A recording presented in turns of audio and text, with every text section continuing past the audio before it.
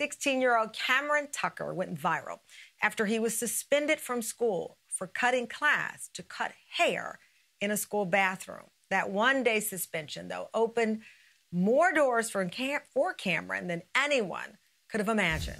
My name is Cameron Tucker. I'm 16 years old, and I am from Detroit, Michigan. When I first thought about cutting hair, I was on YouTube, and I was looking at other barbers cutting hair, and I was like, I might want to do it, but I never really took it seriously. Then I saw my cousins walking around. They weren't looking fresh like how I would want them to look, because, we trying to go somewhere. So I called my uncle because I knew he knew how to cut hair, and he showed me the ropes, showed me the beginning. And so when I got caught cutting in the school, that was my first time cutting in the school since school started. I went to the bathroom. I didn't even have anything. I had a chair, I had my cape, and I was cutting his hair. When my family found out I got suspended, nobody was mad. It was more so proud, proud that, I'm using a talent. What do I love about barbering? When I cut hair, I want to have a conversation with you. I want to talk about your goals, your dreams, how to get there. I want to do things at an age that I didn't think I could do. And I feel if I do take the barber route, that is something I can accomplish. Tam Fam, please welcome Cameron Tucker. He joins us with his very proud mom, Cassandra, from their home in one of the best cities in the country, Detroit, Michigan. Welcome to the show. Thank you so much for joining us. Thank you for having us. How you doing? Well, Cameron, we have a lot in common. Our names are very similar, Cameron and Tamron. I, too, was suspended from school for talking too much. Now I get paid to talk. So suspensions do sometimes work out. Tell me about this plan to sneak out of study hall and then turn the bathroom into the barbershop. I know it was your first time doing it. Was it a spontaneous moment? Did it ever cross your mind I might get in trouble for this? Not really. When I did it, it was like, this could be cool, I didn't really think nobody would think anything of it until it actually happened.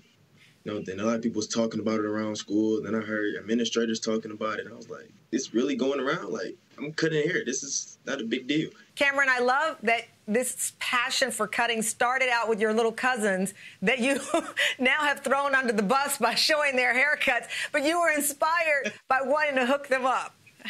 Yes. I wasn't comfortable, with them walking around looking the way they looked, so I decided to do something about it. And that was probably the best decision that I thought of.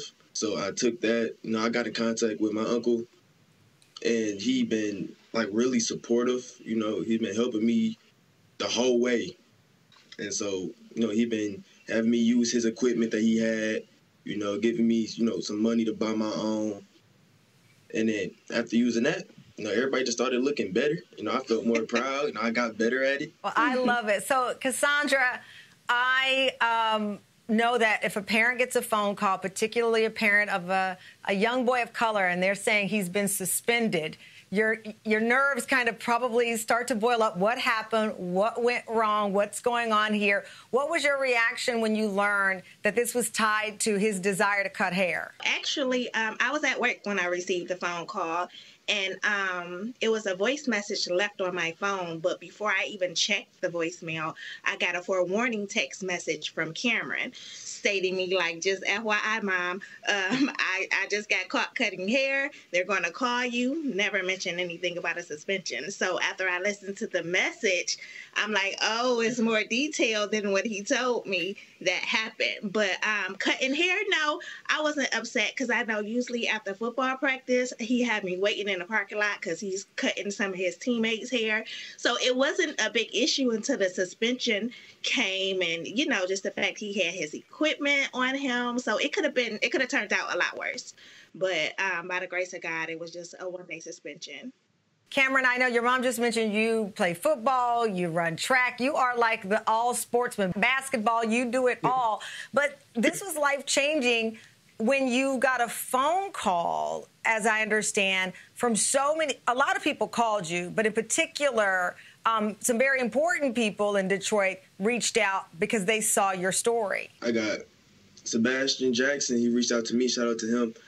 A lot of people reached out to me via social media to want to send me things, to show that they support what happened. Sebastian, he's taking me under, his mentorship, apprenticeship. He's showing me, introducing me into different people.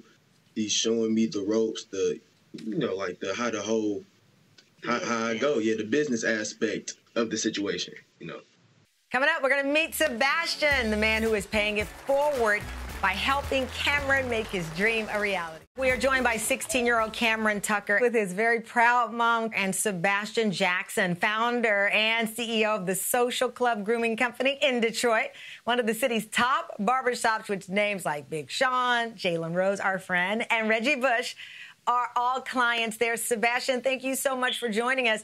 So when you heard Cameron's story, you reached out to offer him an apprenticeship. Why did his story touch your heart so much? What was it about him?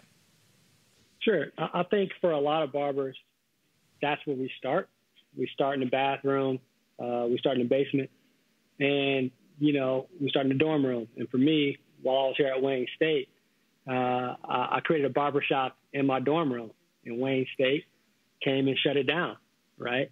And so, for me, I understood what it meant to be pursuing a dream and have these kind of roadblocks. I also saw this guy taking initiative and wanting to master a skill that I've spent over half my life working toward, you know what I mean? Mastering.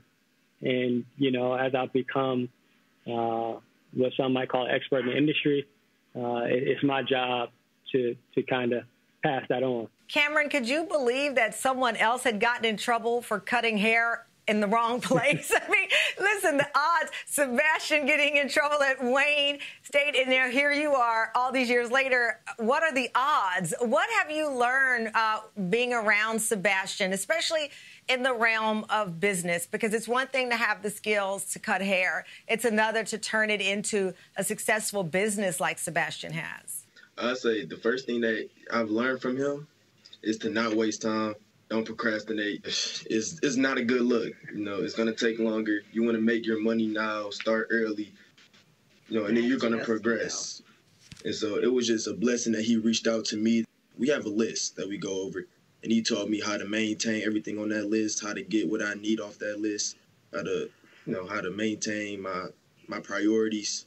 Sebastian, this show is about dreams and having dreams turn into a reality. I know a big part of what you do in your dream has always been to help people of Detroit, help other young people. What does it do for you emotionally, really, as we talk about male, toxic energy, mental health, all of these negatives, to be able to offer a positive into the conversation? Yeah, it really is about wellness. You know what I mean? I think for me, just understanding, I'm able to take everything I've learned and share that information to someone willing to listen, willing to learn, and then willing to use the information to create impact themselves. I think that's what it's all about. Oh, you know what? It touches my heart so much.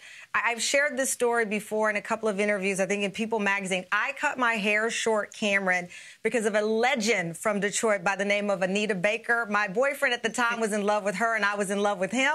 And so I cut my hair so that I could look like Anita Baker. Your name is so similar to mine. Your journey with track and being suspended from school, you really resonate with me. And I know that tools cost a lot of money. I know that, supplies that you need cost a lot of money. You're working on getting your license.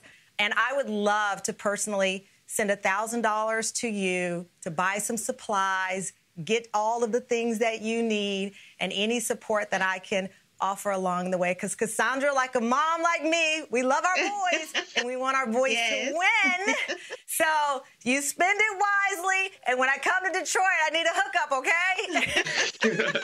Thank you. Thank you. Thank you. Appreciate it. Sebastian, thank you again for all you do for Detroit and all you do for the community. We celebrate you as well as your dream turn into the reality you're sitting in right now. Thank you, guys. Thank you. All right, thank you.